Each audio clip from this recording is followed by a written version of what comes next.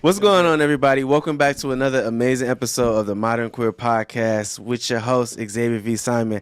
I'm here with one of the most coldest, legendary, and probably one of Flint's best videographers and photographers here in the city. I'm here with Cryptic James, Cryptic Filth. How the fuck you doing, man? Pretty good. How about yourself? I'm doing all right. I'm hyped. I'm hyped for this. We're talking about some stuff probably we might not say on here. I'm gonna listen. I don't give a fuck. I'm going to say some shit today. This. Yeah, we definitely. I heard have a lot in common. With Yeah. Okay, but so before we even get into all of the stuff with the city, first off, let me just say appreciate you for stopping by. Thank you. I remember we was having a conversation and you was like, you know, this is your first time being interviewed. Yeah. And so I was like, oh shit, like so. What an honor! I'm definitely honored that you want to sit down with me and have a conversation. Yeah, something like that. So I got my first question is like just off the back, just like give us like some insight into like who you are and what you do in the city, because I know what the fuck you do, but there might be some people who don't know. I don't know. I guess I'm just normal photographer. I'm a normal person. Let's get that. It's cliche to say. But ain't nothing say shit normal about you, bro. Man, it's pretty normal. It's pretty normal ass person. But no, I shoot like I started off in photography. I don't know. I want to say or break it down. Way back in the day, I used to just videotape everything always. Okay. But then I put that down probably from like late teens to late 20s, picked up photography, started with did more clothes, bandos, which a lot of people know me for, unfortunately, whatever. It is what it is. Yeah. Then I picked up just trying to go into the music scene, and now here I am now. How long have you been doing this, especially with the music scene? Because you've been filming and recording music videos for people for a while now. Like, how long has it been? Photography wise, I want to say 2015, 16 maybe. Okay. 16. It's been a minute then. I want to say when I really started to like really come around, and then really heavy 2017. Okay. And then I really started shooting music videos right around Rona, beginning of Rona. Okay. So really you daring with it. So that's really about it. I think we and him were in there counting like how many we each did. Another videographer in there. And I think I'm at like 47, about 50. Dang, 50 videos. Dang. Yeah, just videos. So, dang. Well, you know what? Thanks. Congratulations. I'm gonna go for 100 next year. I want to shoot 100. Dang. You trying to be a working man then. Yeah, I just want to get myself out of here. Hey, that's really and there what it is. Like, so like is this lucrative? Does this pay? Like, do you have a side? Do you have like an actual 9 to 5 and then you do this on the side? Like, man, that's a good question. It's like a mixture. It's definitely a mixture. Because I feel like the summer months, I don't have to work a 9 to 5. Okay. And shit, everyone's active. Everyone's ready to go. Everyone wants to shoot more. It's just easier to make more money that way, more active events, everything. So it's a little bit easier to do that. Winter, I guess, like, we're all from Michigan. Yeah. Winter is like a growth time. You know what I mean? You take it in. It's depressing. It's gray. It's cold. You're learning, because when you get in the spring and summer, you're like, you feel more like you learned something during that last season. True. So I feel like now that I'm older, I kind of like look forward to that. But it sucks being broke. It's definitely broke. A lot of people think like videographers and photographers get a lot of money, like, you know what I mean, and shit, but they're not behind the scenes. Like, well, yeah, I mean, it looked like that considering like when you look on like social media, right? And like you look at who's taking the photos and who's making the videos, right? Like it's really like it looks like a lot more than what it is. And it looks like it's only like a small number of people who are really like making an impact with that. Like, I think it's like you and shot by, was it 810? I can't think of his name. I can't think of his name. Then it was like Ahab for a minute. Yeah, And then like it was just like a couple people who I just consistently shot by 0 Degrees. That's his name. Yeah. It was like it was just a lot of people who I just kept seeing, and I'm like, damn, I guess these is the faux hot motherfuckers out here. And like it's kind of rough, but it's kind of easy in a small town. Like low key, it's kind of like has its ups and downs for sure. Like definitely. Okay. Definitely has its ups and downs. Don't get involved if you're young doing this.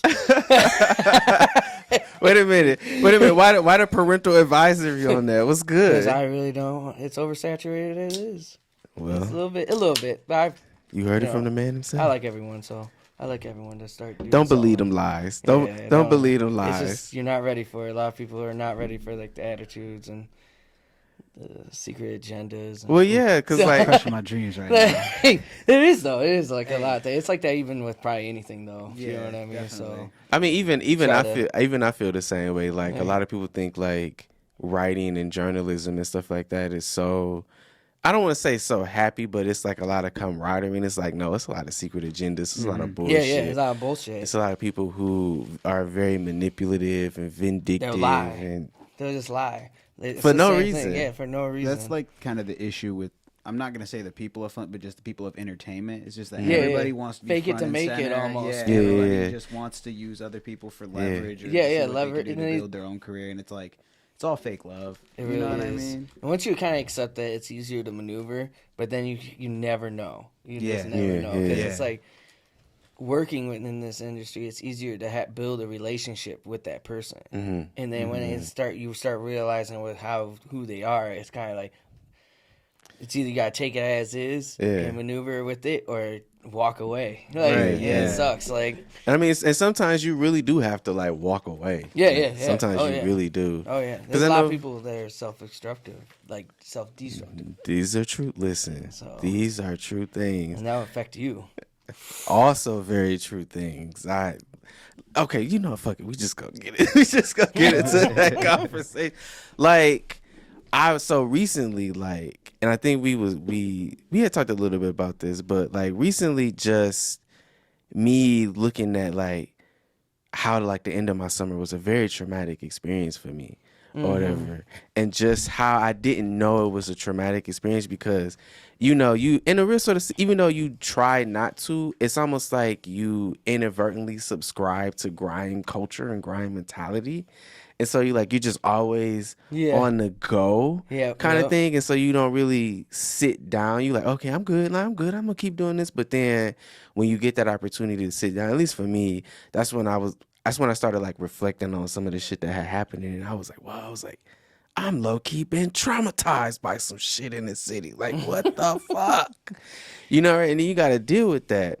And so like, I can only imagine what that's like for you, right? Because you are incredibly tapped in with like music people, business people. You know, you've taken photos for us at Flintside and then in Live and a couple other places. So your behind the scenes look is got to be probably one of the most crucial behind the scenes things in this city. So like what? So we talk about attitudes and stuff like that, but like what does like frame this behind the scenes shit for us in your experience? How to word this? So I don't want to word it wrong because people are gonna definitely break it down in some way. Yeah, I know, but you know what I'm saying. Like, you still got, at the end of the day, gotta look out for yourself. These are true. These are true things. And shit. Can't be totally. I don't know. A lot of violent. people that like attitudes are one thing, but like going behind the scenes, there is a lot of good people. There's a lot of people mean good, but I don't think they realize like how they maneuver and how their actions affect others inside, at least entertainment wise, and like other side. Like each I shot with different kinds of music now and stuff, and each genre has different types of people, right, and like actions, attitudes, and stuff. So it's like a little different, but like. Flint-wise, I think there's just an attitude here where people, I feel like it's because we come from a city where we deal with so much shit and untrustworthiness. True. So it's hard for us to trust. So it's just like people just give off that, I don't know how to put it in words. I guess like you would say energy. Yeah, I mean they have a they're guard too scared up. to talk about it. Yeah. So then you're sitting there wondering, and then everyone is, everyone's got like trauma and mental illness and everything they don't want to talk about and shit. Like, so like it takes into effect, and I don't know. Behind the scenes is a crazy thing with Flint, because I noticed that a lot of people don't realize what is actually going on and stuff. Like, there's a lot of politics that like people don't see unless you're deeply involved. Yeah. Even if you're a little involved, you won't even notice until like you start getting deeper involved. Especially like downtown. Downtown's definitely really crazy with politics, but incredibly crazy. Like, definitely crazy. There's a lot of people that gatekeep for no reason. I think that could be with anything, though. I imagine that's with any. Yeah, I mean that's with anything, but nowadays, which makes no sense, especially where we live. That's what I think. Yeah, that was my butt. Like it, like because we in this small city, like it really shouldn't even be as bad as it is. But I guess because it's a small city, like you Everyone feel like knows everybody, or knows that person that knows that person, closely. So like, there's no secrets here. That's another thing. There's no such thing as secrets in Flint, Michigan. What are these secrets? Like, well, like, you know what I mean? Like, people's like agendas, like they're so like live with it. It's up to, but the people that aren't behind the scenes don't believe it because that person's got them fooled or type stuff like that. I want to go on a whole rant right now. That's what I'm just like. Let me rant. I mean, you can rant. This is your podcast. Yeah, I mean, no, you got something to say. Listen, but I'm like Crypt over here. I'm like, you gotta be. Yeah, you gotta like be the bigger person. I guess is one thing, but like, there's some mornings I wake up and I just want to be the bigger person. I mean, today was the day I woke up and wanted to be a bigger person. But you be going hard on Facebook, though. Yeah, lately I have, because it's like a lot of frustration. Like, a lot of people, I don't know. I guess I really, like, growing up, like, I'm like, what? I don't even know how old I am, 89, 32, something like that. So, I feel like when I was in my 20s, I wasn't focused how I am focused now. So now I, like, read people different, and all those experiences through life. I, like, know how to read people differently now and shit. So I think I, like, feel shit out and then kind of just accept it. I gotta let people be who they are, and whatever, you have to accept it. Like, it's up to them to be. But I don't know, man. There's some things that's just like, it's like, why do you lie to these people's faces and what I appreciate about you, like, saying what you say on Facebook is, one, it's because it's a conversation that everybody is having. I don't want to say everybody. Yeah, everyone has it behind like closed doors, literally, or whatever, which is like cool. Like, but a lot of people, when they express their feelings on Facebook, they don't word it right. Where they just sound like a fucking asshole. Like, you know what I mean? Like, and they like in this business, like, you don't want to be that asshole. Like, you know what I mean? You can say what you want to say and like be human, but I guess it's like a lot of people just be super like opinionated about it, and then it's just like builds up. Every time I do it, it's always like when I wake up and I see the first thing that goes on, and I'm just like, why are people even like talking about this? And like, Flint is so small. Flint is a Facebook community. True. And I hate it. I wish I didn't have to use Facebook. I think that's a lot of us who feel like I don't want to use Facebook like that either, because it's like, even when it almost makes you feel like, sometimes when I get on Facebook, I feel like a victim. I feel like I can't celebrate something that happened in my life, because then people feel like you're bragging. Yeah. Because they like, I feel like social media kind of did that into people, like made them feel like comparing themselves. Yeah, most definitely. Oh yeah, it definitely exacerbated that for real. So, but it's like like you said, like I feel like I can't do nothing. On social media or whatever, and then that's when I had to have a conversation with myself, and I say, okay, I know what my intentions are when I'm getting ready to post this. And that's really all that matters. Yeah, it really is. Because I'm like, everybody, like, it's like what I had to learn, especially, I was thinking about this today. Like, my man's at the bookstore left a very nasty message under my status. And again, another one of those trauma things. you know, I thought about that last night, and I said, but you know, that's his perception. Yeah, it is. Or You whatever. can't control what right. I people can't think. control what he say about me or whatever, like on a public space or whatever. And so I'm like, but how do I feel about myself and what I'm doing? And if I feel like internally that, you know, I'm coming at it from a good space and with humility and things like that, then what such and such says, or what anybody says for that matter, you know, really shouldn't bother me to the degree that that particular moment did. And so for me, it's just like trying to like beginning the process of like just letting a lot of stuff just go by the wayside and just trying not to, you know, think about what the fuck everybody else might think about what the fuck I'm doing with my shit. It's hard not to, though. True. At the same time, because like we're both people that without people we wouldn't be.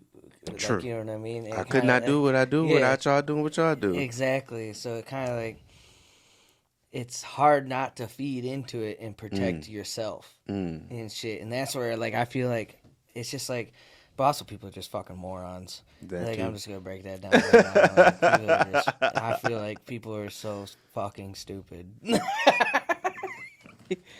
Like, why would you do that? Like, there's a lot of things that I complain about. I feel like it's just what everyone else is saying, thinking. Yeah. So it's just like that's why I feel like a lot of people are like, oh, I can relate. Like, it's just like I feel like I shouldn't have to say stuff like that, but I mean, my thing is, it's like, when are we going to stop, you know, having these behind the scenes or behind closed doors conversation? And let's just like really just have conversation, like find some solutions to this shit. Cause I mean, we all keep saying like this city is so small, like everybody knows everybody and there's no secrets. It's like, okay, well if that's the case, then let's just put all this shit on the table. You know, have multiple conversations. Because it ain't one ain't gonna fix it. It ain't. That's probably gonna be the one where everybody just come and just start throwing darts and shit at each other. But it's like, you know, if we want to move forward, you know, and grow as a city, as a people, as a community, as an industry, you know, at least in my opinion, there needs to be we need to have conversations. Like, there should be no reason why, you know, we just, like, again, having these behind the closed doors conversation about shit that literally you can go to Soggy Bottoms and have one conversation, and then go to Blackstones and have the same conversation, and then go to the White Horse and then have it, and it just be like, and then be like, so what the fuck are we gonna do about this? Like, are we just gonna keep bar hopping and getting on Facebook complaining, or like, are we gonna do something? Right. I think like when the protests happened here, I noticed a lot too, because I was in Detroit the night before, and Detroit went fucking nuts. I can only imagine. But what I knew when I came here and I see everyone hugging the police and whatever, which is great. That's cool. That's great. But it was like so weird feeling to me coming from that, because I realized that like, yeah, we do it. We're just survivors. Flint is survivors. We're not fighters. We're not like problem solvers. We're just survivors. We'll survive whatever it is. Yeah, like we just a lot of shit just happens to Flint. It's just and then, like we kind of just like survive it. And I noticed that with like anyone from Flint they'll fight like a good fight, but they won't. Solve the problem. Yeah, solve the problem. Yeah. You know what I mean? Like, it would just survive through it. Oh, whatever. Yeah. Like, we'll just survive. They'll get past it. Yeah, we'll get past it, because I feel like because we dealt with so much, it's just know? like, even through generations, it's just like everyone just accepts it. Yeah, and like, well, I'll deal with it now. I'll deal with it now, and then which is deal with it when up. I cross that bridge and whatever. Because it's just like growing up here is just like, that's the only way to think, really. Like, it's survival. And shit, you always gotta pay attention wherever you're at. So it's just like, it's built into our brains just to, I'm going home.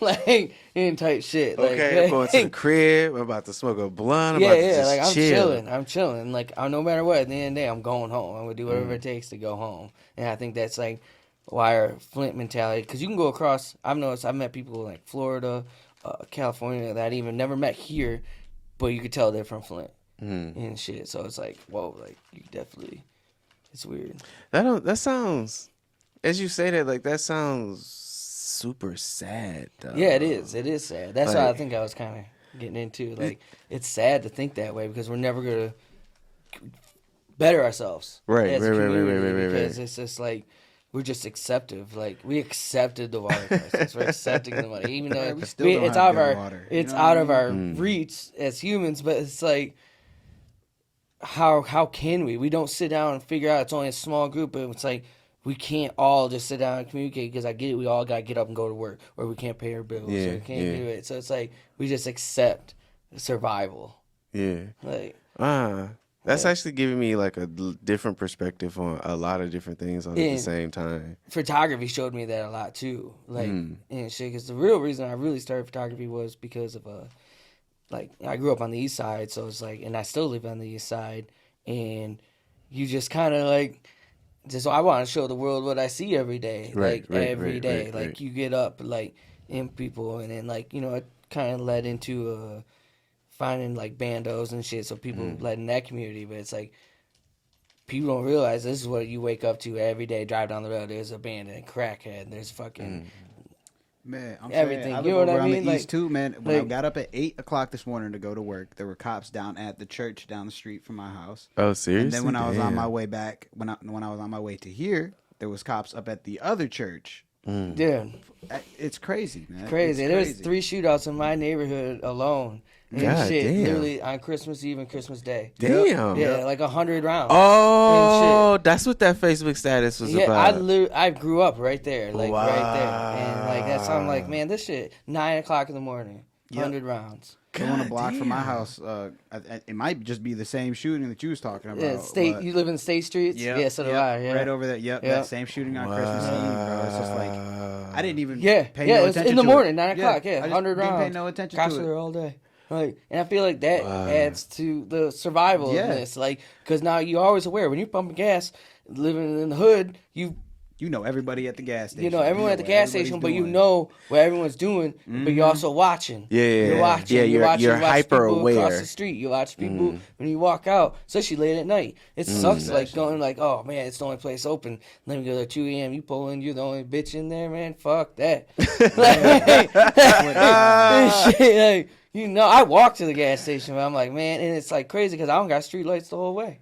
Damn. Like, good shit. Yeah, so State Streets is ass. Dang. Yeah, there ain't nothing. Like, but we don't fight that. We just accept it. Yeah. Like, what we're paying taxes for. Like, but who am I to start going? Like, I get it. Like, who the fuck am I to go and be like, oh, I need street lights? But it's like, holy shit, there's probably a shit ton of fucking people on those Facebook comments saying the same shit.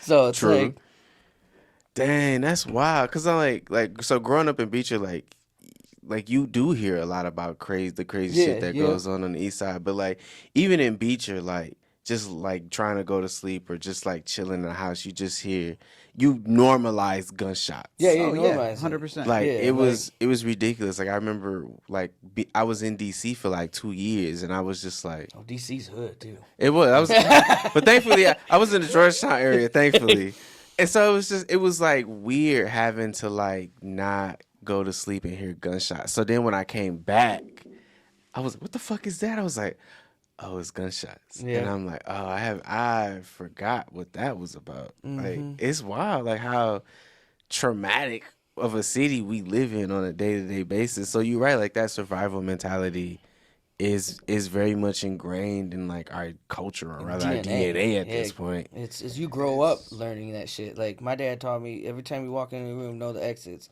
Put your back against the wall.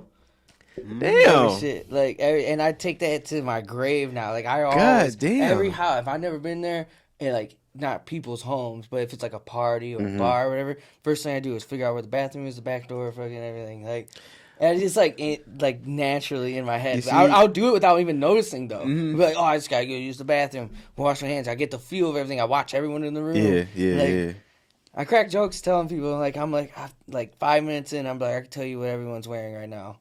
Like, I think photography does that shit too, though. Well, yeah, because you have to like on like different shit. That's why I think I took those survival instincts into photography and shit, and then started doing it the way where it hits people of all emotions. Because it's just like, one thing I wanted to say was just that like I didn't grow up like as a kid in Flint, and my parents weren't like in this type of like area, so they don't really know what Flint is like. And so it's like I had to learn those survival instincts while I'm like it's hard to becoming learn. a teenager. And it's hard to like learn that. So too. it's like it changed me from like who I used to be from where I was living at to like who I am now. And it's like I like who I am now. I feel like I'm not as gullible as I used to be. Which you look at things a lot differently. Yeah. And shit. You think differently. You will like I don't know.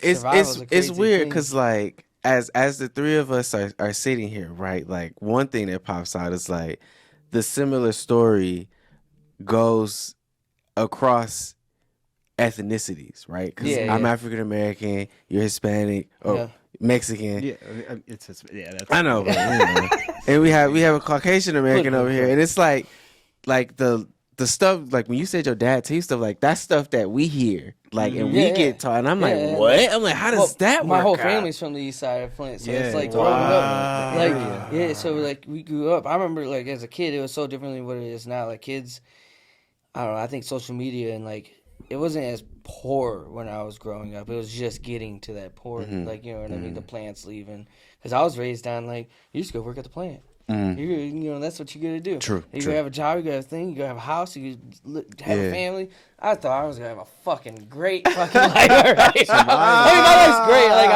great. I feel like I chose a better life. But it wasn't a life that everybody else said that you was gonna have. A more safe life.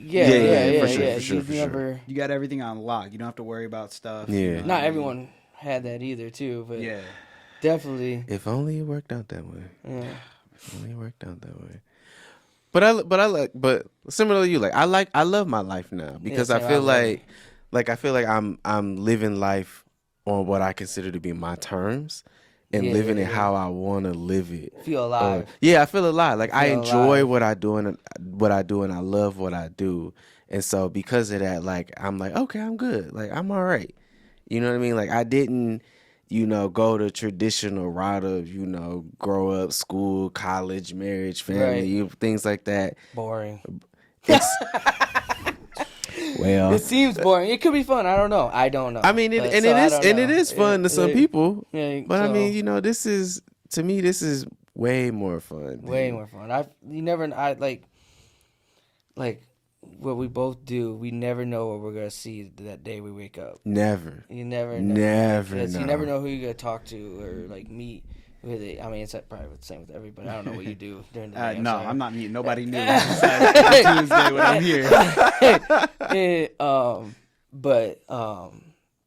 Where was I going with this? But yeah, you never know. You just like never know. I think that's like the fun part about it. Like, there's so many times I'll never know. I just accept saying yes. Like, oh, you down to do this? Fuck it, yeah, let's go. That's why I think I know so many people because it's like not the fuck it, let's go mentality. Yeah, like I feel like I've done that always. And shit and like but differently, but now I do it as a business standpoint instead of like, oh, let's go get fucked up, like, let's go get fucked up, let's go do something, let's go do something and then get fucked up. Yeah shit. So like it's a little different because you meet a lot of crazy fucking people, literally a lot of important people, and like literally I try to tell a lot of characters and a lot of important people too without even knowing, because a lot of people don't realize, especially in Flint, I've noticed too, that a lot of people don't realize, like, you could be standing next to someone that is, like, doing the same thing you're doing without even you knowing, type shit, or, like, way more, like, or watching you do what you do. Watching, you even know who you are, and then you act out like a fucking asshole, and then, like, you just lost. Like, that's, like, the thing with, like, we were talking about with Facebook. I think as us, we cannot say a lot of what we want to say because first off, censorship and you can get blocked. But you shouldn't have to say like, oh yeah, hit me on Facebook, I can't, I'm blocked, or post, I can't, I'm blocked. Right. You shouldn't, as an artist or entrepreneur or anything, have to say that, because you should not be putting yourself in that position to like fuck yourself. But it's hard because like you deal with people who come at you with agendas and those egos and stuff like that. Put yourself in that position, like it's hard because I feel like there's not a lot of professionalism in Flint when it comes to what is professionalism in Flint. Yeah, exactly. That's a good question. What is that? Like everybody just wants to like have fun and turn up and like get money and stuff like that. But it's like if you want to do this stuff, you have to have a public image. Yeah, that's what. Yeah, I don't understand. You do have to have a public. I hate how people give me a public image. just because I'll post like whatever, I don't even have to say words. Right. I'll just post a fucking image and shit, and people are like, "Man, you're so hard," blah blah blah. But I'm like, during time, I used to have this attitude of I changed it recently, right before Rona, when people were like, always like, "Man, your shit's fire," blah blah blah. I'm like, "Damn, dude, I don't see you sharing or fucking liking it." Shit. So why are you even coming at you like that? Like, what the fuck? In type shit, and being from like the city you are and like survival, you kind of like start being like anger and shit about it. And then like I don't know, I've recently like kind of got out of that because it's just like, why am I even being mad at them for them being like, I don't know, who knows what they're doing. Do you think you got to that point because you got older, or like how do you, like, what made you get to that point, right? Because one thing that I learned, especially about social media, is that people may not like or share it, but they see it. They see it. No matter what, you see something. No matter what, everyone sees it. You might not if you're not on all day, but like everyone's on every day all day. Let's not fucking lie. The average person's on all day. Literally, the average person is on all day. Yeah. In Flint, Michigan, you see it. I hate to see some of your iPhone statistics, like, the analytics. Like someone, I could post something right now, and probably someone in this building is gonna see it before we even end this podcast.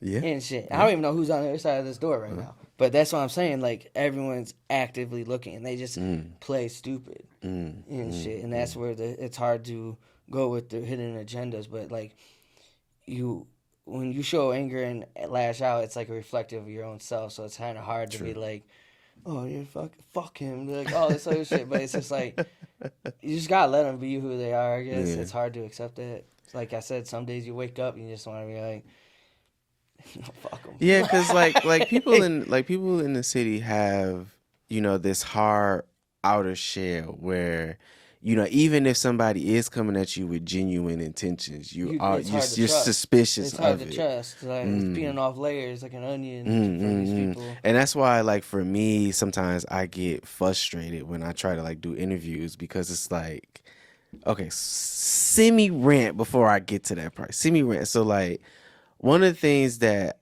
bothers me with like interviewing people is I'm like, okay, y'all do music, you know, y'all are in like entertainment, and I assume that, and again, this is assumption, I assume that y'all have looked at like MTV, y'all been reading magazines, I assume that y'all been practicing and trying to hone y'all craft and stuff. Like the look on your face is so. He said no.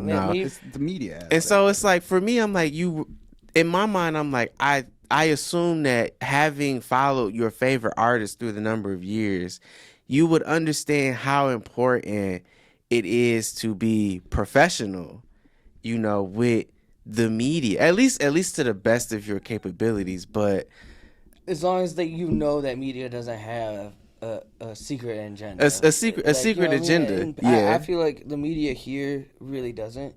Maybe the news, you know. Yeah, the news. Yeah, the news. And like Dave Bundy. Shout out Dave Bundy. No. Dave Bundy. Continue. I watch his shit all the time. Continue. But yeah, it's just like a lot of people. It's hard to break the layers, but yeah, they don't know. I feel like they're too lazy to do that research, or like they feel like someone else should be doing it for them almost. Because I noticed that too. Like my buddy, even here at Wave, they made a website to book. Rappers and musicians don't want to go to a website and book. They just want to call you up and fucking. That's like Flint. They just want to call you up. Oh, I got the cash today. All right, let me figure it out. Instead, like, I feel like they don't believe in this thing called a calendar. Where like in time, like they want to do it as a job, but then they don't treat it like it's a job. Yeah, like a job. Yeah, exactly. Is that what that is? Yeah, that's definitely what it is. They want to do the career, but then they don't. Yeah, like put you in got the time you got as to if it treat was a your job. social media like a job. You got to treat it just the way you are in public. You know, you can be yourself, but you just got to remember that you're a public figure now. Like I never wanted to be a public figure, and it kind of just became a thing. True. Stuff. So it's like at first it was kind of hard to deal with that, like shit. Even sometimes I still deal with it. Being at the bar with my girlfriend, and people want to come up and have this. They're drunk. I don't want to be rude, but like, you know, have a long ass conversation. They do. Or saying shit. And I get it. Like it's that Midwestern type shit where you just want to talk and do shit, and it's like hard for me to get to that point of like, hey, I'm fucking eating. But you don't want to sound like an asshole at the same time, because that's how like people be at like, oh, all right, my bad. You can't flex on nobody. Yeah, like that's the thing. that's another. You can't be proud of yourself. Yeah, like it's really hard which is so weird because another person will envy so quick, or they think like, oh, you're bragging. But there's people that do brag, and then you know what I mean. So people mix up everything and like compare. And so here's the thing that I see with Flint a lot. Stuff in Flint or people in Flint don't get support until they're getting support from everywhere else. Or so, like, the popularity of that's definitely a thing. Yo, that's definitely a thing. It's out of control. It's hard to like because I'm just using it as an example. I had never heard of YNJ before Coochie, before his Coochie song, and so it's like a lot of people haven't. Yeah, exactly. But then now he's all I see all around Flint, like posts and stuff like that. And he's so popular around Flint. But it's like, if his song didn't go as viral as it did, like, would y'all still be rocking for him and supporting him the same way? That's a good question. Exactly. No, they wouldn't. That's what I'm saying. I think some of the city would. Yeah, because he had a little bit of support, but he wouldn't have. His camp and stuff like that. I think he would have a decent support still here in Flint, but like. Shit, I've been out to LA, I've been in Miami, I've been out randomly where I literally hear his music and Rio's music. Yeah, that's what I'm saying. Right in traffic. Yeah. And shit. And even in Detroit and shit, like at the street races, bam, everyone's bumping Flint music. So it's like the thing about Flint is it seems like everybody in Flint true. That's like around that just they want to hate on something.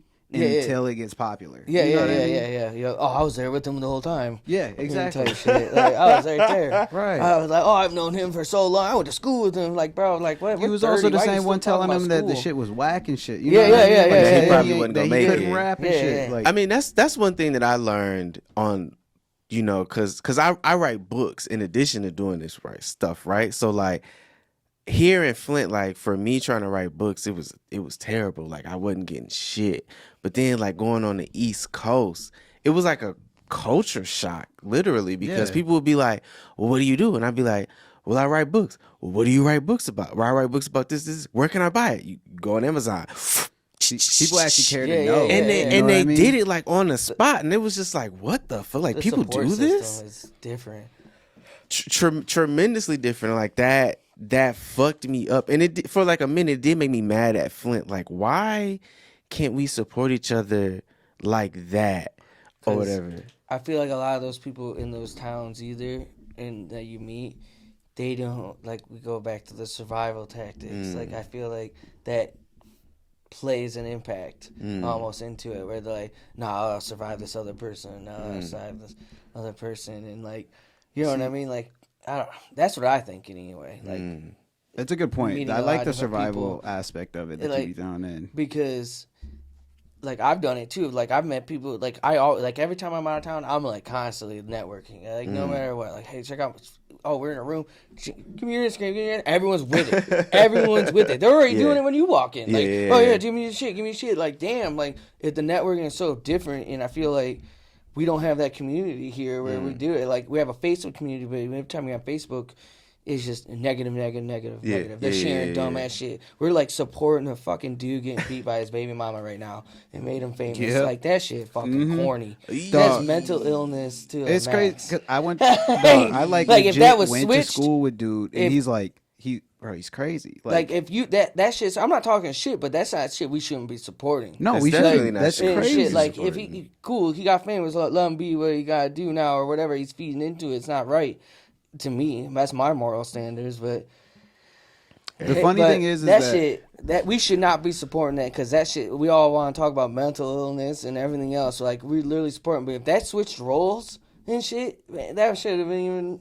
Right, a man hitting a woman doing it and doing anything else, and like that shit is just I don't know. It's pathetic. And the thing is it's about that too, we're feeding off it to even like people are getting them on shows and doing shit like it's it's like a fucking clout thing, and it's like that's really what you want to go down as. He's getting paid to go to like clubs and shit. Yeah, and like just be there. It's like come on, man, for real. That's a little like drawing the line for me of trying to get. Like, so like, how do we? Okay, so now I'm challenging you both here a bit. Like, that's Flint. I feel like right there. So like, if we understand this, and I'm not. So when I say this, I'm not saying I would hope, but when we leave this room, you automatically switch your whole MO, right? But like, being a city, if we're using the term that Flint is a survivalist city, like, how do we then switch from survival to, I don't know, support or being able solutionists or whatever? Like, how do we shift that mentality? Sometimes I feel like we're too far gone. That's what it feels like. It's no hope. I definitely have hope because I'm still here, unfortunately, and shit. But I feel like that's people aren't ready to grow. I feel like there's a lot of people that won't want to accept like their demons or anything type shit. Like, I say demons in quotation because I feel like people just use that as an excuse nowadays, like to like, oh, I drink because I gotta fight my demon. I do drugs. And shit. But like, you'll be a better person once you just accept, like, hey, that's shit that I've dealt with. I gotta fucking change it. I think it all starts with ourselves. Eventually, it'll be, you know what I mean, a better town. But it also doesn't, like, our town has so much shit done to it. It's hard to get out of that dark cloud, I guess you would say, that sits over us. So would y'all say that there's like right now there's like this sort of full anime disclosure when I say this, because this is how I talk about things, is in full anime logic. So there's like this dark void or dark cloud, lightning, and just that's just invisibly over the city that we can feel, but we don't necessarily. When we look up, we still see blue instead of just darkness and purple and shit. So the only way that I can see the city making it past being a survivalist and more to like supportive city is if we all really just try to come together. Yeah, it really is. You can't get everybody to come together and be on the same page. There's so much beef. There's so much useless beef, like over petty, stupid shit like girls and like little like disrespect, Facebook posts, social media. Listen, that's the behind the scenes shit that I was talking about. Yeah. So like now we can kind of get into it as a photographer. I started like, you know what I mean, I shot more shit. I feel like as a photographer, it's easier to maneuver around. You don't have to get as close to the person as if you do videography with them, right? And shit. And I feel like in this city right now, videography is more popular than photography, at least in the music industry and shit. I can see that. Just the way it goes. Like in LA, photography is way bigger. It's huge. It's fucking massive. It's insane. I love it. That's where I need to go. And shit. But photography, you don't get as close, and you don't realize, like, you get some behind the scenes. You know, you're there. You're mostly there to take the pictures. Go. Videography, you're getting closer to that person. You're there with them multiple hours. You start doing shit. Right. To the point with the beef and everything, you start fucking with, like, you want to fuck with everybody when you videographer. You don't want to pick sides. You just want to fuck with everybody. Right. And it's hard to do that because people either like, oh, this one artist, oh, my cousin don't fuck with him, so why are you fucking with them? Like, they look at you, that mentality of like, oh, he's an op, I'm not fucking with you because you fuck with him. That mentality is right there is why we're all wrong and shit, because it's like, what is his and I relationship that's probably has nothing to do with whoever your baby mama, cousin, fucking uncle's father, whatever, anything has to do with me. And that's why I feel like we're not past that yet. Like, a lot of people, even like I seen Ant try to book people here and like, oh, I got this engineer so-and-so coming. Well, I don't fuck with him because he fucked my baby mama's cousin type shit. And it's just like, that shit don't even make fucking sense. Like, what? It does sound sick. First off, like, let's break it down. We're all men here. So, like, get the fuck over it. Like, and shit. Yeah. You know what I'm saying? Like, get the fuck over it. Like, especially these people hold grudges and, like, beef for years. Years. Like, there's still beef I still hear about, or people like, I don't fuck with them because of so-and-so, because they can't grow out of that mindset of, like, I don't fuck with them from 2 years ago, beginning of Rona, and people, like, still have, like, this weird animosity towards another person, or, like, because they said something on Facebook, or I argue with them on this so-and-so, like, and shit, and it's just, like, how you expect yourself to grow as an artist or entrepreneur or anything. Right.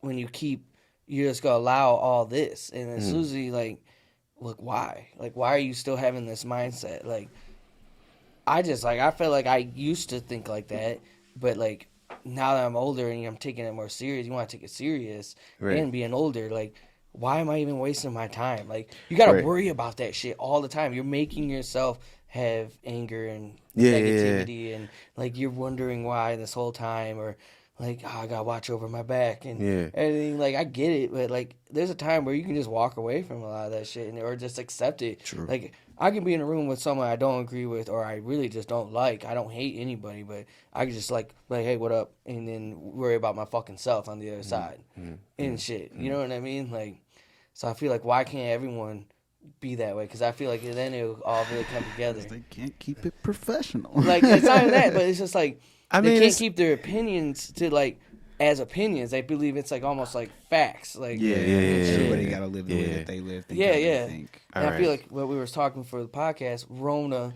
made communication harder with people, and you know, because they were just by themselves for 2 years, or with their people or their group of people. So now they just think that that mentality feeds off. Me go take that.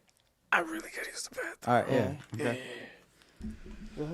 Yeah, I'm excited. But yeah, so like everybody just, when it came to like COVID and stuff like that, I just feel like everybody got so secluded from each other, just like so much in their own bubble. Where's my key? Grab beers and come back in. If there is some. But yeah, they're just so much in their own head about stuff that it's they in their own group that it's just they believe everybody thinks like that. Yeah, they believe everyone thinks like, or like they have their group of people. A lot of my friends say that, like, I'm the person that, like, oh, everyone's going right, I'll go left. Right. And shit, but I feel like it's like, why wouldn't I? Right. Like, why wouldn't I go left? Like, why am I following everyone?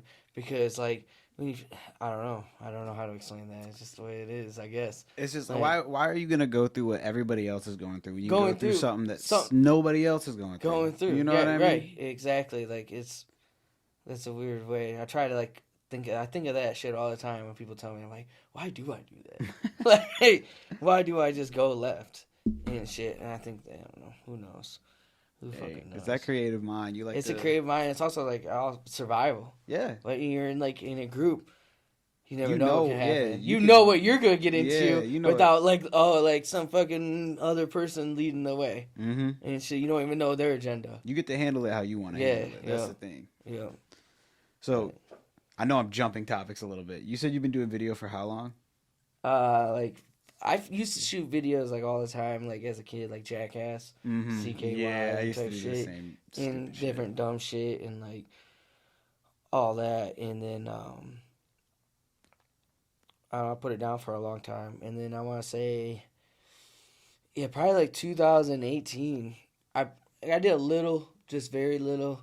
Because I didn't want to start shooting videos with something like, now that I got like a little bit better equipment, I didn't want to shoot cheap, but now I really don't care because I like at that moment I was more focused on quality. Yeah, like I want to get quality. Now I got quality. I don't even care about quality. I'm like, dude, it doesn't matter. Sometimes shit could just look fucking awesome on shit quality, or it's just shit. Anything, like an iPhone or a fucking Handycam or a fucking Android, like it doesn't matter. Like, so I feel like that, but I think probably I would say since Rona 2019 to like fall. See, I've always been interested in like the video stuff, and my main question I wanted to ask you was like, what was your first setup that you actually used to start shooting with? Like, was it just a phone and a computer? Was it?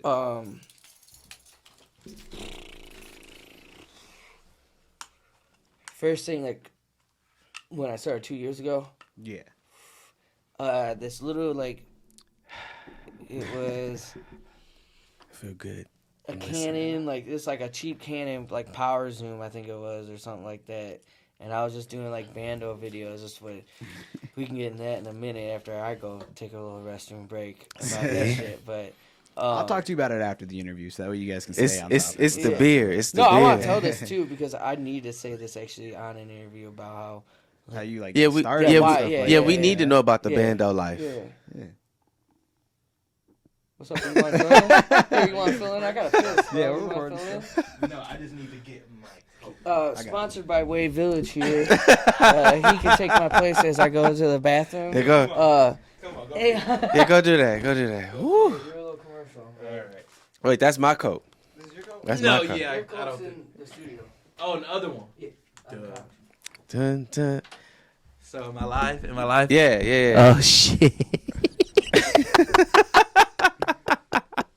It's a lot going on this episode, y'all. I So, see. You've been like, in and out and left and right, listen, up and down. Listen, that's what Drinking? beer do to you. Too Hey, deep. hey, He been shooting them too. it's been a lot happening. Yeah. What's up, man? Now, motherfucker, we ain't had you on since the first episode. Oh, yeah, we're gonna have to have a redo. Yeah, we're gonna have to. Yeah, we're gonna have to bring it back. Oh, we might do it. All right, we might have. Yeah, we probably gonna have to do a redo. Oh, Not I a would just- not a redo, but Yeah, like like a, a- yeah. do it again. yeah, Part two. Yeah, bring it back. yeah. Bring it back one time. Yeah, one time. that's cool. Yeah, y'all see me? Everybody, welcome. You know, for those who don't know, you know, the man right here is sponsoring. Anthony Arlon is sponsoring of Wav Village, sponsoring the Modern Queer Podcast. Yes, sir. Yes, sir. Just want to give him his kudos and his shout outs for giving us space and giving a platform and an opportunity to be able to do what the fuck we're doing. So kudos to you, my brother. I appreciate it. I think it's very important. And before Crypt gets back, I just want to say I appreciate you for, taking the dive and working with us, because we all learning together. These are true things.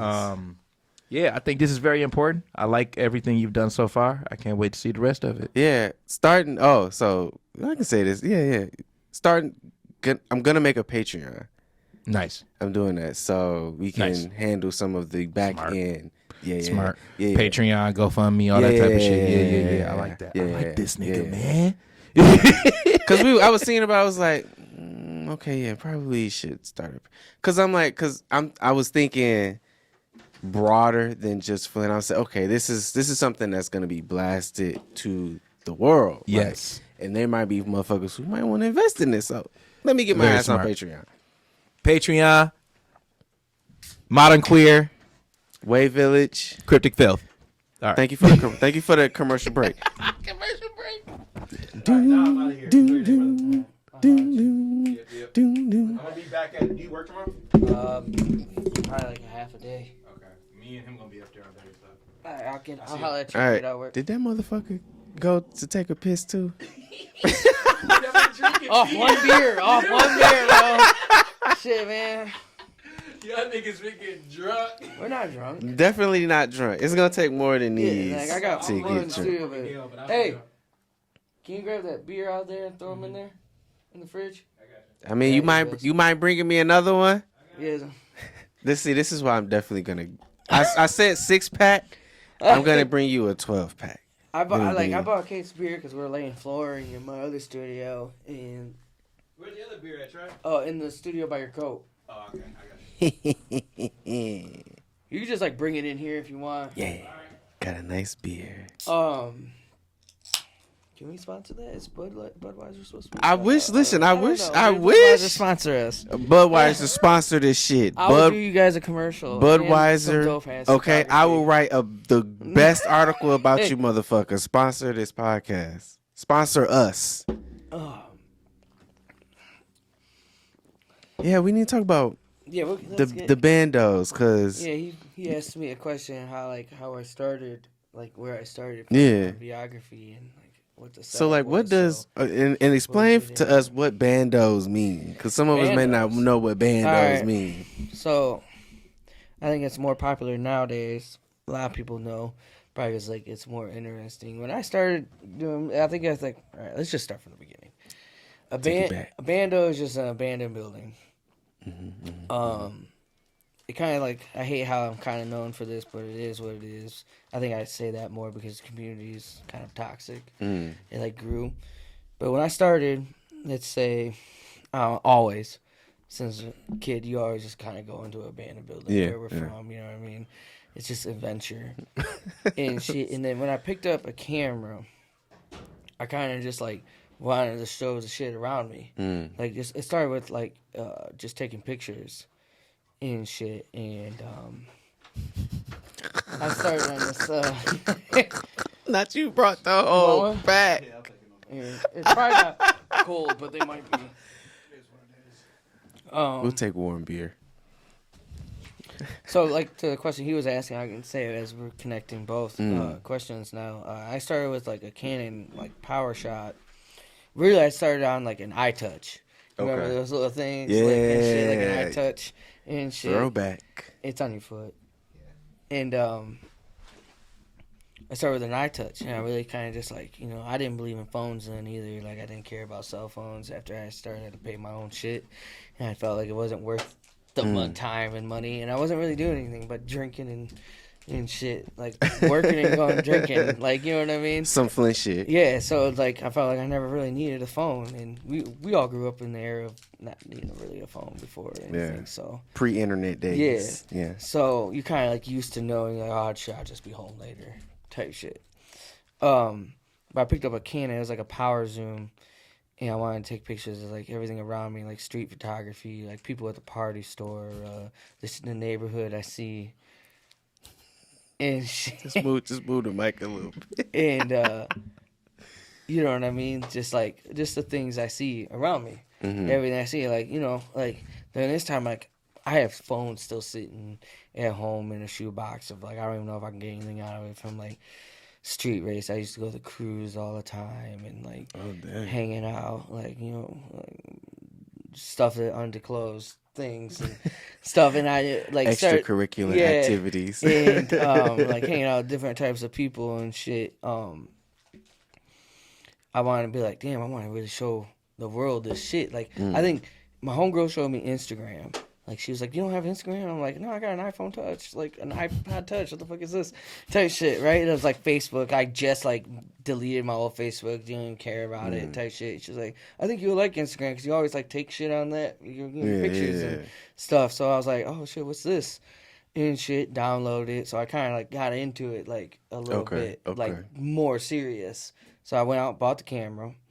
It was just like $100, $200 camera, cam power. Did video. At first, I really just didn't care. It was like auto. I didn't know shit about it. Just take the fucking picture and shit. Practicing, like, growing up, cameras were like a little bit different. Like the small digital, the small Kodak and shit, cameras. And make all the lights all crazy, and your MySpace pictures would be sick, and all that shit. Like. And shit, like, well, I'm like, damn, this shit's definitely changed. And like, remember those days. And like the last time I really used any camera that was like video, it had like the like little high 8 tapes and shit. Wow. So like I haven't used anything since then. So I'm like, I don't even know what the fuck and like really an SD card really fucking is, and how much memory it is, and how fast you can fill it compared to now. I'm like, shit, like I got stacks of stuff, but the backups for the backups. Yeah, like I gotta order one right now, like low key. But so I started shooting just street stuff, kind of get into it, and when you start street stuff, like I feel like it's easier in bigger cities because when I go in bigger cities and do it, no one gives a fuck. But in Flint, people are wondering what the fuck you're doing. In type shit, like all the time. Probably because they never seen it before. They're not used to people coming and stuff and doing shit. So like going into bandos and stuff was like a normal thing as a kid. So I started just, you know, whatever. I kind of like the aspect of it, like, because that's our city is decaying. Right. You know what I mean? Especially at the time. Like I want to say what this was 2013. Okay. 13, 14. When I first got the camera, I want to say. Like, the little cheap camera. And then I moved up. I had it for a while. I put it in a box. Because then I was focused on, because I felt like my phone at the time, I got like a new weird flip phone type shit. It was taking better video. Shit. So, come on, like, I was getting, phones. Like, we'll start with, like, I started shooting street. Eventually, I was at the cruise. I shot, like, a propane tanker exploder. I had all that on video. Like, nothing else. That's what I was saying. Damn. Crazy shit. Like, I'm talking, that shit was so intense. Like, murders, shootouts, everything you can think of, I had on that phone. I still have it. God like, damn. Crazy shit. And that's where I, like, thought of, like, the aspect of, like, I didn't get my camera back out and doing shit. But I also noticed during when I did that, it was, like, 2000. I took, like, a couple years from that. Like, just figuring life out, getting jobs, got to work towards it, getting new shit, worried about other priorities.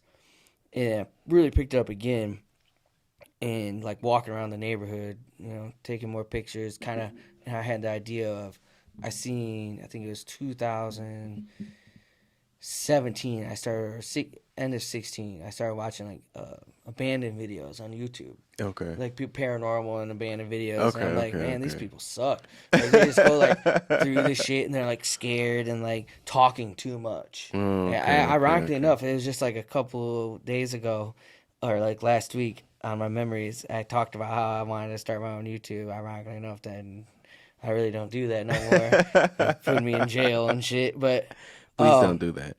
Yeah, don't do it. I mean, you can. Just don't say it was me. That said, a lot of people did that. But at least around here. So I started like, all right, I want to start videotaping it. And I use this power zoom, so I pretty much always like held it in front of me, have a little light, my phone or something, whatever, flashlight, and I just talking about. So I picked up the camera. I started just shooting photos of just kind of like abandoned buildings and such. And that's why I was like, you know what, I kind of want to do it, because I was kind of skeptical, like, how do these people not get in trouble?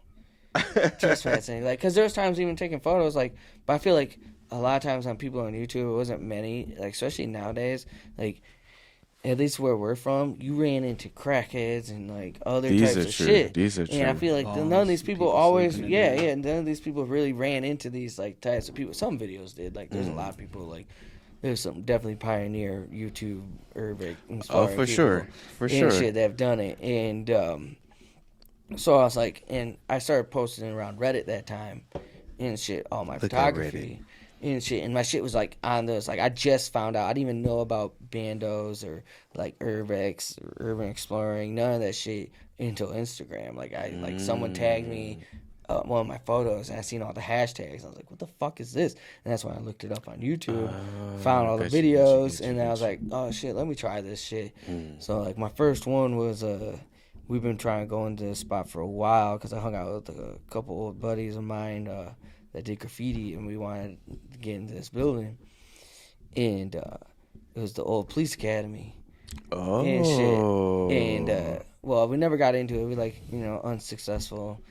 I don't break in and stuff. Please say that for the record. I do not break in anything. I think that camera fell. Miguel.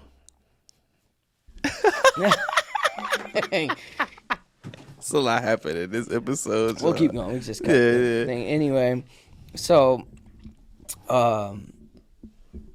ironically enough, me and my buddy, and so I'm like, I want to do it. I had like a couple other videos of like some other shit. I can't remember what schools I had, but I wanted to start it. So I kind of like had some in the bag. I think I had like a couple houses and stuff. But I was like, man, I really need to start my channel with something dope. So ironically, me and my buddy Paul, we took acid and we decided to go get into the spot. Ironically enough, when we get there, sounds like a good time to me. So as soon as we get there, ironically enough, easy fucking walk-in. Boom. Nothing, like, this video did hell of fucking views too and shit. Now, like, it's a weed thing now. It's a grow up. And they just put the fence up and stuff. I try to get like some video and photos of it and last thing, but we went in there. It was empty, like no broken glass, no graffiti. It's been closed for fucking years, as long as I remember, years. Like, we used to go back there, we used to walk the railroad tracks. It's right there off James P. Cole where people raced.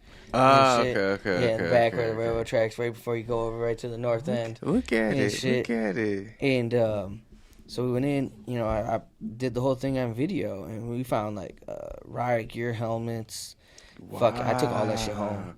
And shit, fucking old police car they used to train on with like the batteries and stuff like that. Wow. The doors, shooting targets, which I have a couple in my studio across the hall that I scavenged up after. But yeah, it was like nothing. And then like I put it on YouTube, And that's how I opened it up, and that shit fucking blew the fuck up because, abandoned Flint Police Academy. And this was like 2-3 years into the water crisis, because there was times I was shooting a lot of water crisis stuff too, and stuff like, them handing out water and stuff like that. I have a zine. Do you have one of my zines? No. Talk is cheap. Show you what, He got something to show us, y'all. Oh, and then I see said I can have it.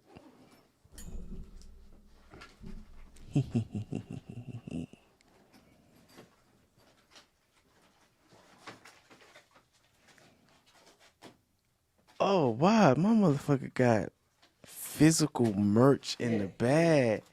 Yo, what is this?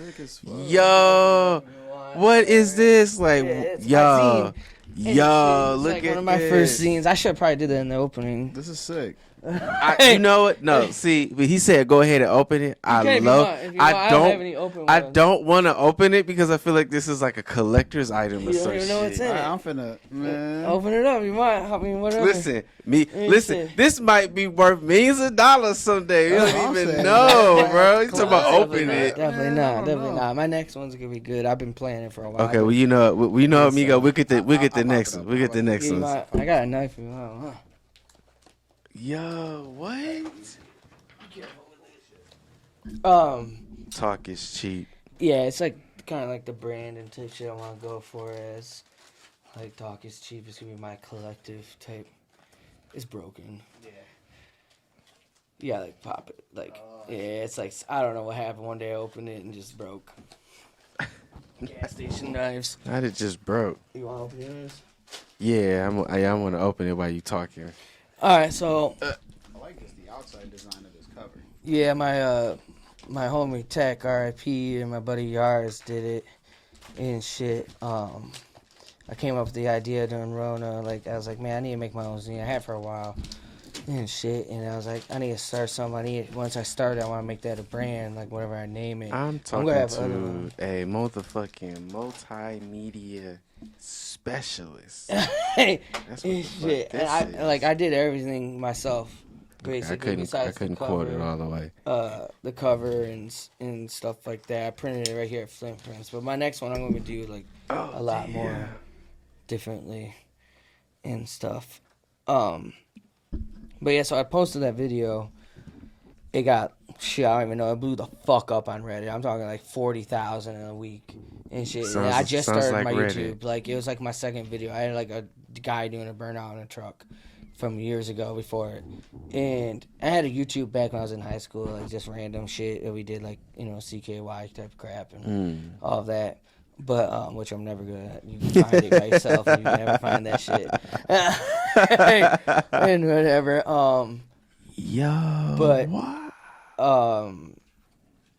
Yeah. So I did that, and then I think I posted, like, some other schools. I did Washington, Longfellow, and stuff. But I really started because a lot of these people like talked on YouTube, do their stuff. Like I like the channels that gave the history of the place. I didn't, but I wanted to give the person what they see, what I see.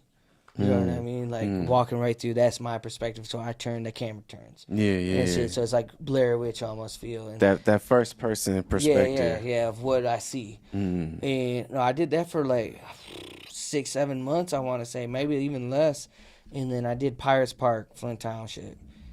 My shit's the reason why everyone knows Pirates Park is a band. I don't give a fuck. You can say what it is now. I fucking did it. You heard it here, motherfuckers. I'm the fucking one. And Central. And any of the schools. I'm the one. I don't give a shit. Okay, so like, let me ask you this. Like, as I'm looking through this, right? Like, I want to ask you about your, and I hope I'm saying this right, because I first of all, okay, before I ask that question, let me ask this: where does the name Cryptic Filth come from? That's my first question that will lead me into the second question. All right. Cryptic Filth came from, I had a name on Instagram. I can't remember what it was. Like Slum something. Slum American. Like 810. Typical fucking Flint. 810 crap. Type shit in your name. And shit. And I was posting a lot of shit. I was in this like weird relationship at the time. and I would post all my images Mm-hmm. to Instagram with some weird cryptic message. Okay. Usually sometimes lyrics, some things I wrote, Okay. some things, you know what I mean, or things I heard in a movie, Mm-hmm. or anything that like I feel like reflected me at that time, or could reflect what someone else is thinking.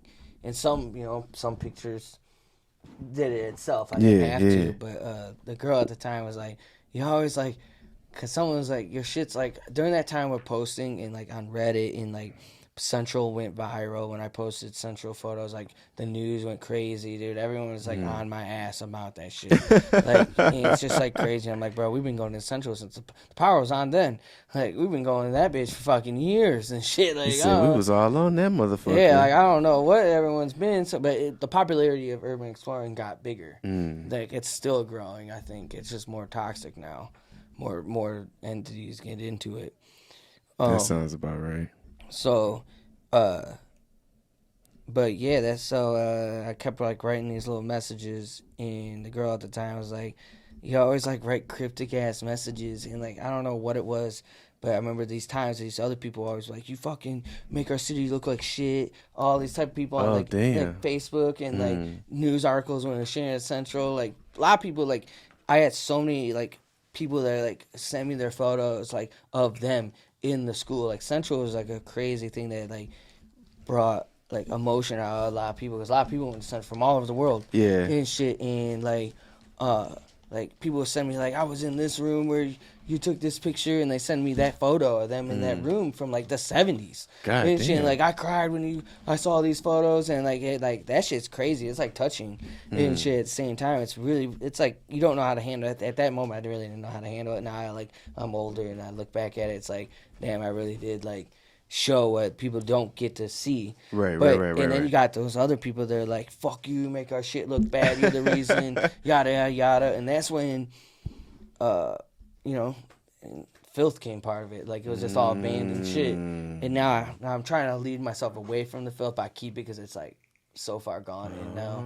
You know what I mean? Like I like it, honestly. I do. A lot of people like it. A lot of people like, because when you see my work, it's like grimy, raw, so it like it Right, adds to the word to it and shit. But you know, it is what it is. Just like other people call me Crypt, but because they forget to fucking say the T. We can't be doing that. I live in the hood. Like, He said y'all can't be doing that. I hate that shit. We were out in LA, out in Hoover, and fucking goddamn Ant was saying that shit, dude. And I looked at him, I'm like, my name is Travis. Hey, yo, back home that's something. In, Back home that's fine. He said, but when we're out in public, like y'all, certain people that don't know who I am do not say that type of shit. Like that's just like people forget the T all the time. But like, whatever. Well, that's interesting. So like that leads me to like my next question is hitting back on your origins of really just, you know, capturing what was around you. Is that where? Okay, so I'm probably saying this wrong, but for some reason, first of all, when I hear your name, I think about the old sci-fi show from back in the day, Tales of the Crypt. Yeah. And I used to love that show too. I always be crazy. like, is that what it's called? Like, I know you changed. No, it's Flicks from the Crypt. Yeah, that's gonna be my book. And then is there like a Pics from the Clip, or was it something like Tales from the Crypt? Tales from the Crypt. Tales from the Crypt was the show, and I feel like Cryptic came from the messages I did, but like when I like got deeper into like the thought of just like putting into like an artist standpoint, I was like, all right, my shit is called the Crypt. Like that's where I keep everything. That's where my home is. That's where everything is. And then like Flicks is like, oh, I take pictures. Oh, I'd also do video. I do everything. And then like I don't know, like I'm the Crypt keeper. You are I mean? Like I can get anyone in any band in the world. You are. You want in something? I get it. We might need a Modern Queer Bando podcast episode or something. Up in the bando, just chilling. But like I loved like when I saw like the hashtag that you were putting on your stuff like Flicks from the Crypt, like it immediately gave me like Tales of the Crypt vibe. And I was like, that's fucking amazing. Because like, that show was raw. That show was raw. It was okay. My skeleton man was having a blast telling those fucking stories. But like I appreciate that greediness and that rawness, because I mean, you don't see it often no more. You don't, and I mean that's really. I mean, we drive through that shit every day because we don't even look at it. There's a lot of people like I feel like sometimes, especially a lot lately, I've been thinking like when I'm with people or I'm out when like I'll be like doing something, they're like, "What the fuck are you doing?" I'll be like, "You don't see what I see." But that's also photography too. Like it'll lead you down the path, even like. Just doing different things, like, you know what I mean? Like, skateboarders have skateboard, they look at shit differently. You know what I mean? Different aspects of the world. And like, even like, just writing, like, I know. Yeah, you'll start thinking differently and, like, noticing different things. Yeah. Because it's weird, because it's like, I think, and I told this person this. I hope I told this person this. I always think, if I didn't, I'm going to now. Like, I always think about Joe. And I always think about Joe's story as, like, a story that just really grabbed me. It was just, like, I don't know. I don't want to say I felt it my duty or my mission, but it was just, like, this was a story that I felt that just needed to be told. You know what I mean? Yeah. Like Joe Ikigai. Yeah. It was like I'm like Joe. I was thinking like 5 Joe. I'm like, no. Like, which one does he know? He knows like 3 of my. I do know too many Joes. But talking about Joe Ikigai, like there's certain people who I meet and I'm like, who have these. What's the word I want to need? Controversial lives or controversial stories. Yeah. And there's definitely just something about it for me that just be like, okay, I see what everybody else is saying, but there's so much more to this. So that's when I feel like I become like that photographer, like that videographer, just in a writing sense, where it's just like I have this opportunity to show the world something different from your perspective, from my perspective. Yeah. It's control, like in a sense. Shit of something. I am God in that moment. I tell people that all the time. It's like a hidden joke between a lot of my friends that have long hair. I'm Jesus. I fucking run that shit. By the way, we just posted something on Facebook the other day on Christmas. And yes, is that what that was? Yeah. And, I have had it for a couple years. My buddy made a meme out of it. I have like some Snapchat filter I made. It was like McDonald's, some weird Jesus thing and whatever. And he made a thing. But hella people were telling me happy birthday. And shit, and that's when I started to realize too, like through the last few years, like people don't even know who the fuck I am, but that was the point. That was the point where I wanted to start and shit, and now I'm getting to a professional standpoint. It's hard for me to break that. Like I don't want to be seen. Like at first, like so many people, I'll be in a room with people and they wouldn't even know I was Cryptic Filth and shit. Like they didn't even like holy fuck, what? You're that guy? Like so many people still do it. Like I've been in Daytona Beach and this random bartender at the beach in Daytona Beach was following me and knew who I was. Wow. And shit. Like, it blew my fucking mind. We're dealing with a celebrity here. No, it's not. It's not. But it's just like, that's how I figured, like, damn, this shit can really, like, go far in type shit. And, I don't know, it's just weird. And, like, it all started with just, like, abandoned photography. Then I went to jail. What? Okay, see, I was about to be like, okay, I'm about to start winding this down a little bit, and then you just pop out like, then I went to jail. What? Yeah, all because of this. This is why I just got into the music type shit. Now the pieces is coming. Gotcha. So a lot of that stuff, like I did street photography and I was posting on YouTube. Well, when I did Pirates Park. That's when I pissed off the owner. They blamed me for everything that I was just documenting. And they raided my crib. What? You got swatted? Yeah, dude. What? Dude, that shit was insane. They took everything. They taking videos at Pirates Park. They had a file case on me for Central, the Police Academy, Longfellow. Oh, so they was building the case. Hell yeah, they wanted me on some shit. They were trying to give me 5 years prison for just like B&E, criminal, like graffiti to vandalism. What the fuck? Promoting destruction and tons of shit, like stacks. Like I got paperwork still at the crib. What the fuck? I'm like, dude, this shit is insane. And shit, so they came to my crib after I posted the Pirates Park video. We went there. So we went to Five Guys. I ate food, and shit. And we went across. It was just snow. It was like this time of year, right before Christmas and shit. And I was like, man, I always wanted to shoot Pirates Park, like the slide and shit. Right. And Legendary. Yeah, and stuff. So I was like, fuck it, it's snowing. That'd be sick. And shit, go up there and get all the snow and like the park frozen and like and shit like that. Well, when we got there, we parked, we walked in, and we went to the top of the slide. I got my photos, did everything. We're about to leave, and we noticed the fucking whole door was busted the fuck out. Oh, dang. And like totally smashed out, right? I went in, we like, oh shit, like it's nothing out of normal. You know what I mean? Didn't think, oh, I'm in Flint Township. I should have thought because I heard the heat kick on, the power's on.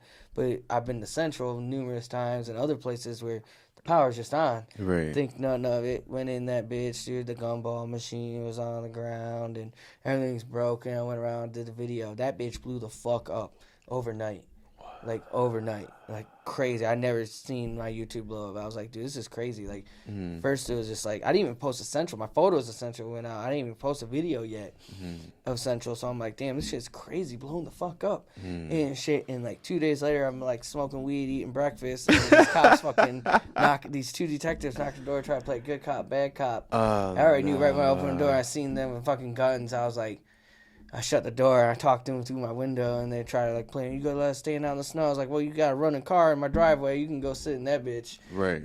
Fuck you. Like, fuck you. And shit. Like, we want to talk about Pirates Park, and I was like, man, I already know where this is going. Like, I did not mean like whatever, because I already had like people sharing it and saying like this guy destroyed shit, and I'm like, bro, like defending myself on the internet. Like, I ain't destroyed nothing. Like, I'm just being a human being. Like, I just went there and took photos. Like, Right. video. Wow. Yada yada. They ready to put me on charges. I went to like 2 years, did house arrest, got down to misdemeanors, tons of shit. That's I didn't do YouTube for a long time and shit. And I didn't even like. I was still on Tether going to bandos, talking like crackheads. So they took everything. I had like stuff ready to do like what I did with like cryptic files, vlogs and stuff like that. I had like crackheads talking, shooting up. I had tons of shit ready to go. Like I was doing shit. Like I wasn't just gonna be like abandoned channel. I wanted like my street photography and everything to be further than what it is. So they took all that. It took them. I think my lawyer said like a consecutive of like 40-something days to watch everything I had. Wow. They took my computers, cameras, everything. They raided my crib. They destroyed my crib. Wow. Left it. They threatened to kill my dog. All this other shit. They had crazy shit over like literally photos and videos. I called Dave Chappelle. Like so I called like when I closed the door, I called like my godmother. I was like, hey, you need to come. She lives around the corner. I'm like, you need to come here, like talk to them as I try to figure this out before I step out because I don't want them kicking in the door. Right. They're already like ready to go. Like we're on the phone with the judge and type shit. I'm like, bro, is this that serious?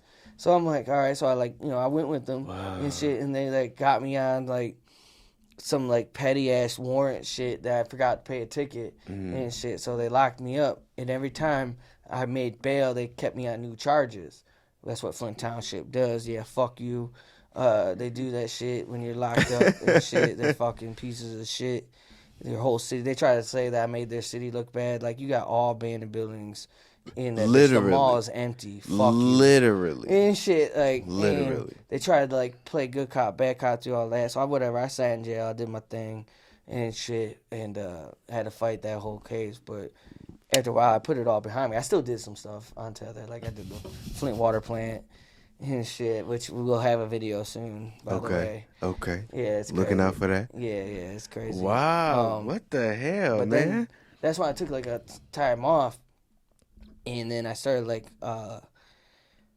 just started hanging out a little bit more with some, like, artists. People started hitting me up, like, hey, do you shoot photos? And I'm like, fuck it. I'm going to start shooting people. I think it was, like, Abe, Awesome Papke, and, like, Brody, Babe Bro hit me up and shit, and I shot for Babe Bro some photos, and then like linked up with everybody else, Jeff, and then I just kind of rolling the ball, and I knew a lot of other people from the hood that became rappers, so like it's whatever and type shit, so like we started kicking it, and like hey damn, I started taking pictures of all these people, got to that, and now.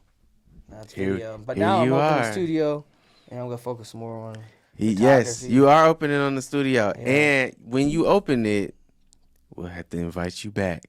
Yeah, it should be open hopefully in a couple weeks. Well, listen, maybe we'll do a podcast. We should do a podcast episode in the studio because I saw you posted the photos. Like, what was y'all doing? The floors and painting and stuff like that? Yeah, I painted. We've been laying the floors and shit. Yeah. It's been some work. It's been hella work. We had to deal with a lot of like minor issues with the building or stuff. Naturally. So, we're dealing with that, and then I'm trying to do that, and then that's really the only thing I got really in store. Well, I got one question for you. What's up? Why did you start writing? Ooh. And why did you choose to start writing about Flint? Ooh. Artists and people in the secret? We didn't even get to talk about what we really want to talk about. We didn't. We had to say that for later things. But first of all, let me say fucking yes. I appreciate people asking me questions. I wanted to start it out a little bit, but whatever. Yeah, I was high as hell when we came in here. Now I'm a little buzzed. I was high as hell. I was smoking 2 blunts outside. No. Okay, so why did I start writing? So I started writing because I grew up in a very traumatic family, and writing. So I always played video games as a kid, and specifically Japanese role playing games like Final Fantasy and shit like that. So I loved exploring these mystical fantasy worlds and stuff like that. So that was my escape basically. And so I started off journaling, but then I learned that I had a knack for writing, and that writing became a place of peace for me, where I feel like I could really talk about a lot of things that was going on with me, a lot of things that was going on with my family, within the world. So this was I got my first journal at 9 years old. So at 9 years old, I'm having played video games and watching anime. I'm questioning if God exists. What is God? The world, just life. Every life, right? At 9. And so I had these 2 phenomenal English teachers in high school, in middle and high school, and it just fueled. It just kept growing. Because of the fact that I was at that time gay in the early 2000s in Beecher, because different. It's whole totally different. No acceptance. It was no acceptance back then. So literally writing, I felt invisible, and so writing was the way that I could capture the shit that was happening to me. It's how I could make sense of the world and what was happening to me, right? And so that just stayed with me throughout my life. Why specifically Flint? How? Okay. Is it because it's hometown, or is it because? No, actually, so how I even started at Flintside was, and shout out to Xzavier V, who was on an earlier episode. She was managing editor at Flintside at the time, and I was looking for a job. I had just got back from traveling and doing random shit in DC, living trying to find myself, all that kind of shit. And I had moved back in with my mom, and me and my mom was just going at it. And my mom was like, "When are you gonna get a fucking job?" All that kind of shit. And I'm on Indeed, where can I find a job? And Flintside popped up. They was looking for writers, and I was like, "Oh shit, that's me. That's it." I was right, literally, that's it. So I literally sent her everything. I was I wrote books, I did this, I did that, and I didn't know at the time that I was already hired, but she was like, here's your first assignment, go do that. What was the first assignment? I did a really quick short story on Charles Winfrey of the McCree Theater. Okay. That was my very first story. But then after that, I sat down and I was I have an opportunity to... At the time, I was more so focused on people I knew, because I had I'm a Beecher nigga, so I grew up with like Ventrell and like Laurent, like of SIAC, right? And so I knew he was doing SIAC, and I was like, wow. I was like, and I knew some other people who like wrote books and started businesses and stuff like that, and I was like, wow, I really have an opportunity here to give them a platform. Give them like and not tell just a platform, but put them on your platform. Yeah, but or at least tell people like what they're doing, right? And so it started off like that, but then some bullshit happened in the journalism world, and then that's another podcast episode. And at the time, I was like, I had started my own magazine, The Modern Queer, and that was taking off. So I was like, I'm about to focus my time on this. But then, this what happened. Like how I started writing about music specifically, and like all of y'all after that, is because I was getting ready to quit Flintside. I swear, I was getting ready to quit. Like on the edge. Like I was like, whatever. And I logged on to Flintside's website, and I saw that they had a photo of Ace Cabana up from when he had an afro and was in cartoons only, like way back in the day. And I was like, that motherfucker does not look like that at all now. Like he has dreads and all kind of shit. And I was like, I'm not about to let him go out like that. Like somebody needs to start explaining. I was like, somebody needs to, catalog what the hell is going on in the city. And so like that's what led me into like wanting to sit down with him and John Connor, and then like that just exploded it. And then it became like, okay, I want to tell stories that are not being told. Right. I want to sit down and talk to people about their lives and what is happening, and really showcase a different side of Flint that ABC 12 and NBC and WNEM 5 and M Live are not capturing for various reasons that may not be of their own making, right? Probably it's not. It's probably not. It's probably not. That's another podcast episode. So it's just like, I had at Flintside, I have the freedom to pretty much interview anybody I want to interview. And so I was like, why do I want to focus? I don't want to focus on crime. I don't want to focus on politics and the shit that's going on at City Hall and all that bullshit. Like, I want to focus on like real people and like what the fuck is happening. So like, the music industry was blowing up, and that just came first. But it was like, not just music, business and culture and food and entertainment and art, and it was just like just Flint shit. And put that on a world stage and be like, look at what Flint is doing for everyone. Like, look at what Flint is doing. Look how amazing and awesome we are. Like, we doing this out of our parents' home, out of the basements, out of the studios, out of nothing. Out of nothing with no money. Like, look at what we doing. Look at what we doing. That's why I started it in a sense too, is doing everything. It's like look at this. Why not? Like, why not show it? It's getting there. It's getting there further and further. Yeah, and it was just like, how do I say this? It's not that I felt like it was my duty, but I felt like I was put in a position to be able to really do something. Right. And I didn't want to regret it. Almost. Not regret it, but I didn't want to be a bitch about it. Yeah. And be like, ha, I'm in this position, and I'm just here. Flint mentality. That Flint mentality. That Flint gatekeeping bullshit. Like, I didn't want to be on that. So I was like, the attitude. Survival. Like, I didn't want to do that. Like, I didn't want to be like, okay, here I am, and I'm in this cushy little position writing these articles about bullshit that I don't even care about. Like, if I have the opportunity to write and talk about some real shit that, like you, I'm seeing on an everyday basis, why not? Right. Like, why not take that leap of faith?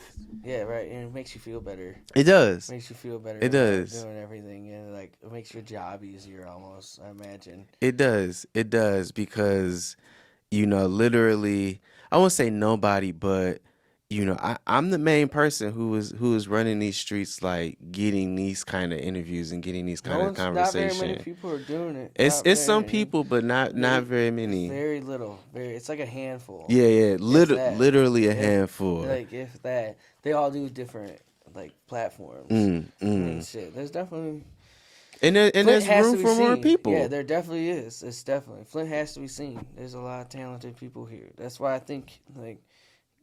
Minus all the bullshit, Flint has a lot of good people, a lot of talented motherfuckers. Truly talented motherfuckers. They gotta go harder than any other people. Hard like, and you have to work harder to get seen. And like I said, with the attitude here, it's hard to get seen because no one wants to support each other. It is. I was gonna say, like we were saying earlier, like. Flint has all this talent, but it's got none of the support for real. Like no, like real backed up support, and that's like not real. Like it's like a lot of fake support. Yeah, it's almost like people the worst show up thing to see, because man. it's something to do. Right. People they won't buy your shit. Like me selling, like I just started selling. Like sold those. They sold quick.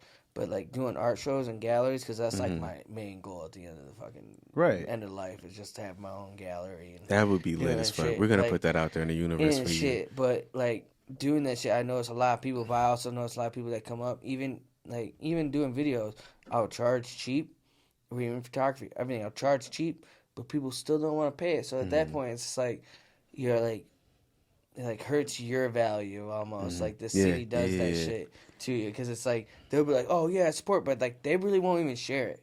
Yeah, just because it's you that posted it. Type shit or whatever. Or they, you know what I mean? It goes deep. It gets weird. No, it gets real weird. It gets weird. And so for me, that's one of the reasons why I had to learn not to take a lot of things personal. Yeah, it's hard. It's hard.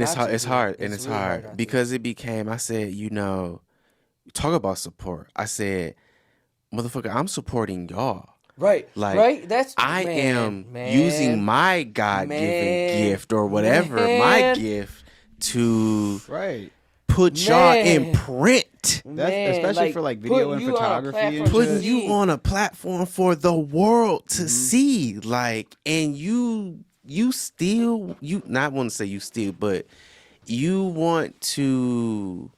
What's the word I want to? You want to be so far in. How do I try this? How do I say this in a nice way? It's hard. I feel like people want to be so stingy with their support and attention. Yeah. You know what I mean? Like people act like their time. Right. Your name. So it's like they don't take into consideration. They think you're using their name. When it's like we're using each other, It's a symbiotic relationship at the end of the day. Especially like as a white person, I can get you white fans as a black artist, and like and a lot of white people. When you go to shows, rap shows, art shows, anything, who's all in the fucking? It's the white people. It's fucking white people. I didn't learn that until I went to DC, and I was like, "Wow, all these white people blasting rap music." It's like, what? Right, man. You go look at that DMX concert at Woodstock, and what do you see? Oh, crowd full of white people. Woodstock is great. That's everything, but it's most of the thing. Exactly. Come on. It's like so, like you gotta like take it both ways. Like people don't get like a lot. It's like the self-absorbance, like self-destruction, everything. Like where people like, and then their self-issues, they want to project. Yeah. They create stuff in their head and project it for their own safety of survival, which is blocking their process of success. I feel like that's what I think I was trying to get into it earlier. No, I mean that's a real thing. That's a real thing. I really feel like that is a really big issue here. Is that the surviving? It needs to like there just needs to be a position where you can be like you have to open yourself up for as an artist to get further. You do. Like, you can't do like the street shit and the Flint shit needs to go out the fucking window because like no matter what we can go anywhere and survive. At the end of the day. So like we know that. So how about we fucking put that shit down and fucking figure out how to get us all out of here. Yeah, because that shit don't make you tough. It don't make you hard. It don't. You sound like a fucking cornball because when you go to jail, everyone else is saying the same fucking shit you are. Yeah. And we all in this bitch got uncles and cousins and brothers and shit and sisters and aunties and shit in jail. Man, like so like, where does it get you? Where is it getting you? Where does it get you? And even there's tons of talented people in jail that waste their time dealing with this dumb fucking drama Flint bullshit. Yeah. And shit, or dead. Yeah. Or dead. Or dead. Or dead. Or dead. Or dead. You really fucking die out here. So that's like to answer your second part even further, like so that that's why because I mean it's some genuine characters, and I mean like characters who have amazing stories. Yeah, and that like you said, like you wake up and you don't, and you're just like fuck it, let's just go see what's happening. Yeah, and you just meet some incredible people who you like, wow, like I would have, like you live here and you have that story. You would never even knew. Would have never known. And so that's one of the reasons why I keep in the face of everything that I've experienced in 2021. Like that's one of the big reasons that keep me going, because the people here who are genuine and who can reciprocate make Flint what it is. The good side of Flint. Yeah, what you want Flint to be. Yeah. And shit, for real. And so it'd be like, shit, if I have the platform and I have the opportunity, like shit, why not? Why the fuck not? No, I have nothing. What do you lose? Yeah, I have nothing to lose but everything to gain. The only thing I feel like the hardest part, like even as being a videographer and a photographer, is that people, like I was saying earlier, is that they'll try to create an agenda for you. Like you can't work with this person, this type of shit. That's the only downfall I feel like of working in the city. Like, because everything can benefit. Like, what does it hurt? But like that can hurt you. It's like. You know what I mean? There's some I get you. Listen, weird motherfuckers out there. At this part of the podcast, I want the camera to zoom in on my face, and I'm gonna say this directly to y'all. I don't give a fuck about any of that, cause I don't operate on the same level that y'all do. Same. And when I announce season 5 of The Modern Queer, I know for a fact there's gonna be at least 2 motherfuckers on there. Y'all like, what? You shouldn't fuck with him. Why? Because I've already gotten that every season I've done this thus far. So therefore, fuck y'all. Fuck how y'all feel. I'm going to continue doing what the fuck I want to do. Why? Because I can do it. It's a free country. And I love what I do. On that note, yeah, we're out of here. Thank you very much. Thank you very much, Crypt. We're out of here. For dropping by the Modern Queer Podcast. Yes, let the people know where they can find you on Facebook, Instagram, YouTube, TikTok, Twitter, all of that. Where can they find you? Cryptic_filth_ on everything. Everything, even PlayStation. Add me. Not the PlayStation. Shoot, I want to run it up with you. Okay, like what? On the PlayStation. On everything. Cryptic Filth on everything. All right, well, thank you. Thank y'all for tuning in for another episode of the Modern Queer Podcast. Thank you for joining us today. We got Miguel on the ones and twos back there with the orange ski mask at that. Pull that bitch down. I cannot. That's it for this episode. Shout out again to our sponsor, Wav Village, for hosting another exciting episode of the Modern Queer Podcast. And we'll catch y'all on another episode. Peace. 20 seconds and counting. T-minus 15 seconds. Guidance is internal. 10, 9, 8, 7, 6, 5, 4, 3, 2, 1. You ain't never met me for the moon crack. No, you ain't never labeled me as cool fat. Oh, I'm the one who bringing Stella's groove back.